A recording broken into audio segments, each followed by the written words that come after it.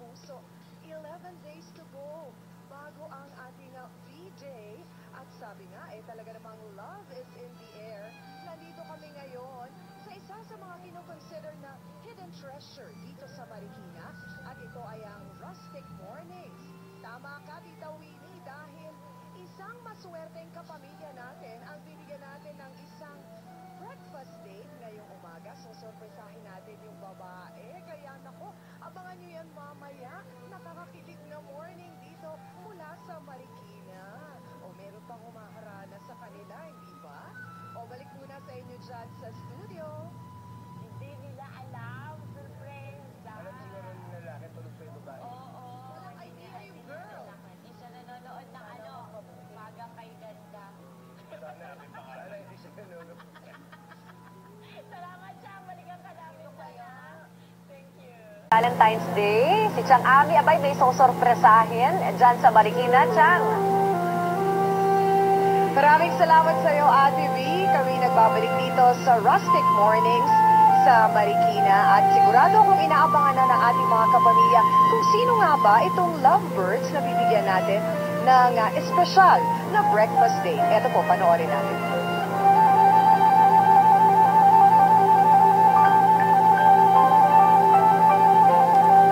Eskwelang si Shane Seho. Pero idinaan na lamang niya ito sa pasulyap-sulyap. Grade 5 na sila nang magkalakas siya ng loob na sabihin ang kanyang nararamdaman. Minsan inabutan ko rin siya ng letter sa loob ng classroom na may nakalagay na I love you. Pagdating ng high school, magkaiba na kami kasi ng school kaya simula noon wala na kaming communication. Sa paglipas ng panahon, kahit pa nagkahiwalay, hindi pa rin nawala sa kanyang puso ang nararamdaman para kay Shane. Tapos nagkaroon lang kami ulit ng communication 3 years ago. Nung makita ko sa FB na single na siya. Hindi na nga pinalampas ni Kinel ang pagkakataong maipahayag sa dalaga ang kanyang matagal nang kinikimkim na pagmamahal. At sa pagkakataong ito, nakuha na niya ang inaasam na matamis na oo.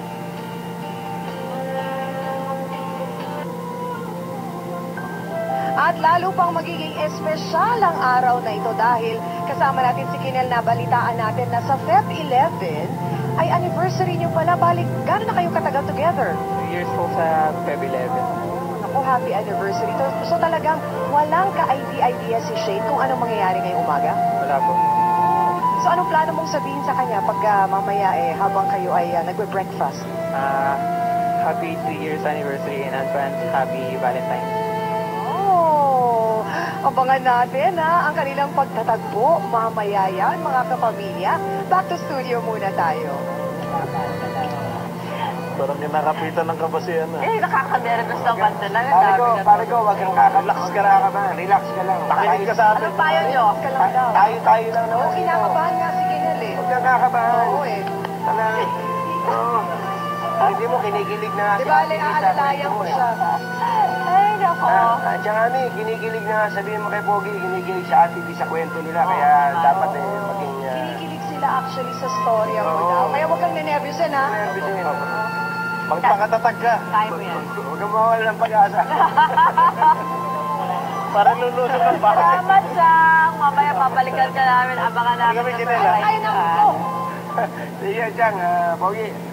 Meron pa kami isang Pogi na pupuntahan. Oo, puntahan natin ngayon si Aton. Boy, meron po tayong...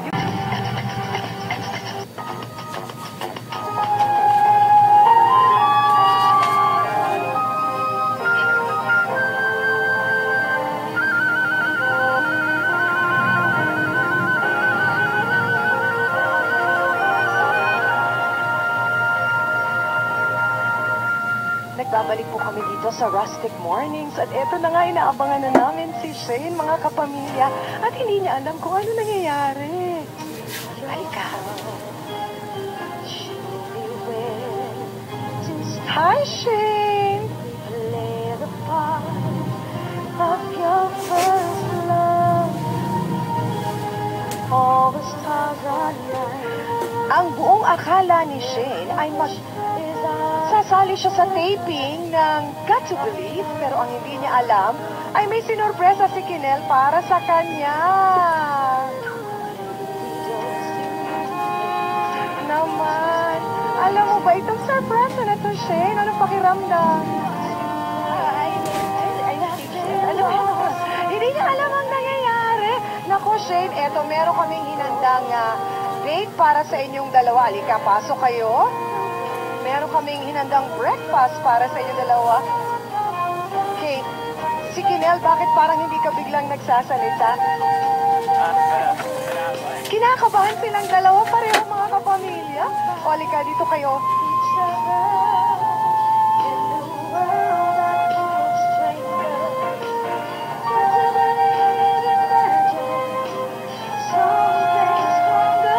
Shane, kailan ba yung huling beses na nag-date kayo ni Kinel? Kahapon, pero informal date lang. Ngayon lang na nangyari na binigyan kanya ng ganito katinding sorpresa. Anong pakiramdam? Totoo ba to?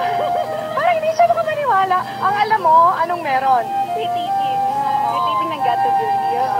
At balita ko yung kinakanta nila isa sa mga favorite songs mo din. Yes. Oy, marami pang sorpresa si Kinel para sa'yo. At balita ko yung anniversary niyo sa Feb 11. Yes.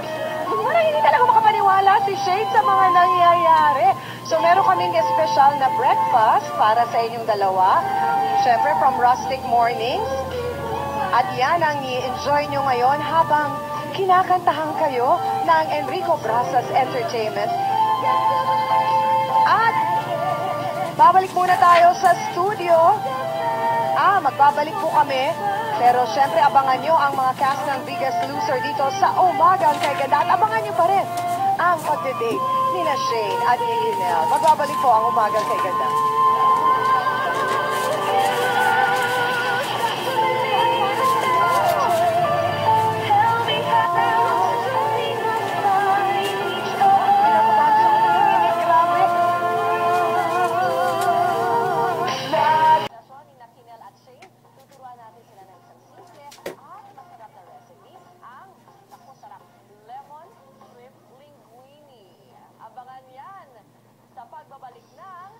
First date ng magkasintahang Kinel at Shane. Tuturuan din sila ni Chang na magluto ng lemon shrimp linguine.